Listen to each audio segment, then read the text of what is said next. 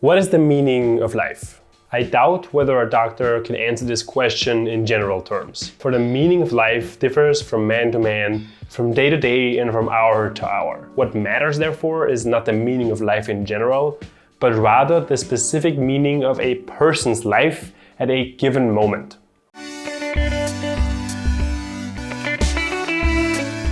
Frankl gives us the beautiful metaphor of asking a chess master what the best move in the world was. There is of course no such thing as a best move. It depends on the particular game, the particular situation, and the particular personality of the opponent. The same is true for life. Searching for an abstract meaning of life is ultimately useless because there is no such thing. We all have to find our own mission in life, our own concrete task which fulfills us with meaning. Therein he cannot be replaced, nor his life be repeated. Thus, everyone's task is as unique as his specific opportunity to implement it. Each situation in life presents a challenge for us to overcome, a problem for us to solve. The meaning of life is actually reversed. We shouldn't ask life what its meaning is. We are being questioned by life and can only answer for our own lives. We can respond by being responsible, and logotherapy sees in responsibleness the very essence of human existence. Frankl tells us to live as you were living already for the second time, and as if you had acted the first time as wrongly as you are about to act now.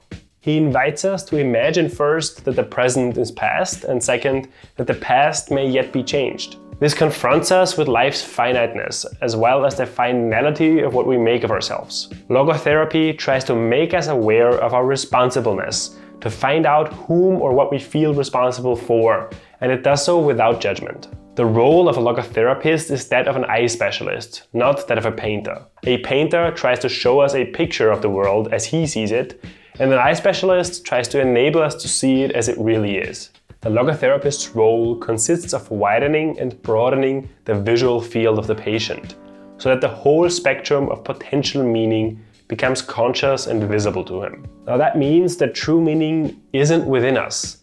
It is to be discovered out in the world. We have to find it in something or someone other than ourselves. The more we forget ourselves by giving ourselves to a cause, or to support another person, the more human we are. Self-actualization is a terrible goal by itself. The more we strive for it, the more we'll miss it. It is only possible as a side effect of self-transcendence. So the meaning of our life always changes, but never disappears. Frankl now tells us that we can find this meaning in 3 different ways. The first way, the first road on which you may arrive at meaning to fulfill, to find and to fulfill, is through work, through creating a work or doing a deed. Second, through love, through experiencing someone in his very uniqueness, and this means loving. Work and love are the main avenues leading up to meaning. But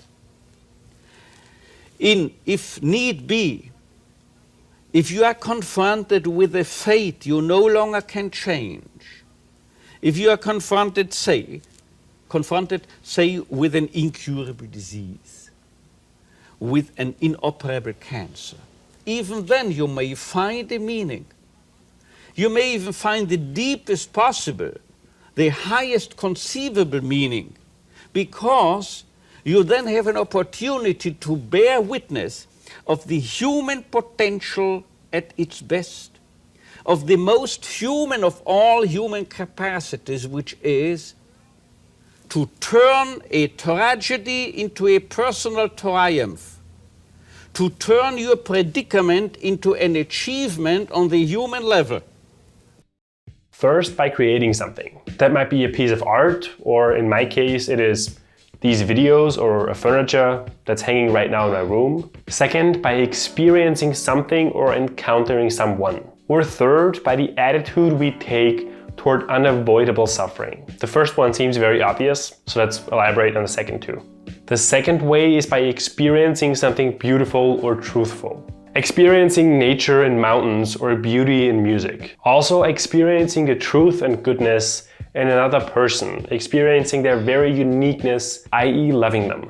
To Frankl, love is the only way to grasp another human being in the innermost core of their personality. When we love someone, we become fully aware of their traits and features and their potential. The third way of finding meaning in life is by suffering. We have to find meaning even when confronted with a hopeless situation. To transform a personal tragedy into triumph or achievement is human potential at its best. When we are no longer able to change a situation, just think of an incurable disease such as inoperable cancer, we are challenged to change ourselves. It is once again fitting for me to read you a story from the book, since this really can't be shortened. Once an elderly general practitioner consulted me because of his severe depression. He could not overcome the loss of his wife, who had died 2 years before, and whom he had loved above all else. Now, how could I help him? What should I tell him? Well, I refrained from telling him anything, but instead confronted him with the question, what would have happened, doctor, if you had died first and your wife would have had to survive you? Oh, he said, for her, this would have been terrible. How she would have suffered. Whereupon I replied, you see, doctor, such a suffering has been spared her, and it was you who spared her this suffering. To be sure, at the price that now you have to survive and mourn her. He said no word, but shook my hand and calmly left the office. In some way, suffering ceases to be suffering at the moment it finds its meaning, such as the meaning of sacrifice. Frankl says that this wasn't therapy in the proper sense.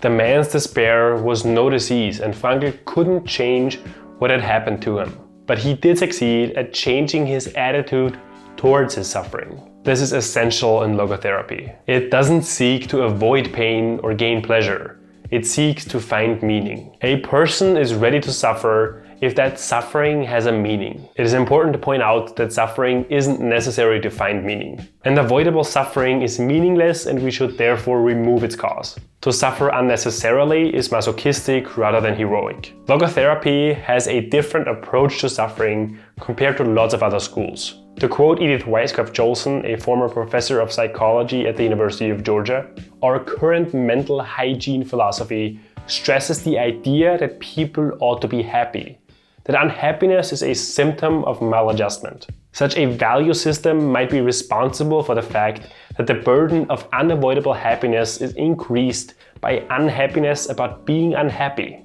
So in other words, if you're feeling guilty about being unhappy because society tells you to be happy all the time, then this just increases your unhappiness. Which I think is a big part of today's social media culture, where we all pretend that we are so happy all the time, but really we aren't. And that's okay. In an outwardly happy culture such as the United States, there is a very little opportunity to be proud of our suffering and to consider it ennobling rather than degrading. We may therefore be not only unhappy, but also ashamed of being unhappy. However, when we are faced with unavoidable suffering, our best choice is to accept the challenge and suffer bravely. Life has meaning up to the last moment. When Frankl was brought to Auschwitz, everything meaningful in his life was taken away from him. His family and the manuscript of his first book were no longer with him. He asked himself whether under such circumstances there was any meaning left in his life. Statistically, his chances of survival were about 1 in 28, but his attitude was different than that of his comrades. Their question was, will I survive the camp? For if not, all this suffering has no meaning. His question was, has all this suffering, this dying around us, a meaning? For if not, then ultimately there is no meaning to survival. For a life whose meaning depends upon such a happenstance as whether one escapes or not, ultimately is not worth living at all.